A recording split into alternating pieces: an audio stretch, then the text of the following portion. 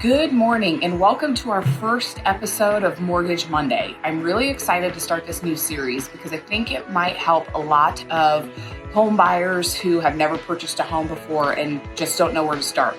So the title of today's video is, where do you start? The first place to start when you're buying a house is to connect with a fellow mortgage loan officer like myself. What we do, the first step is we get an application put together.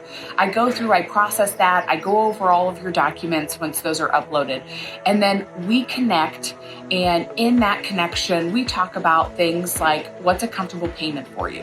There's a difference between what you're comfortable with paying every month versus what you actually qualify for.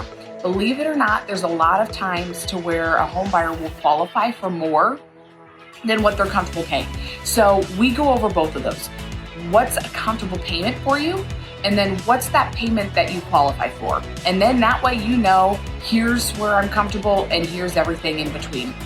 And also in that consultation, we'll talk about things like your debt to income ratio. How much do you make versus how much house and how much debt do you have? A lot of times that goes into also that budget. Are there some things that we need to pay off? Are there some things that we need to kind of manipulate within your numbers? And then we'll also talk to you about just the overall mortgage process.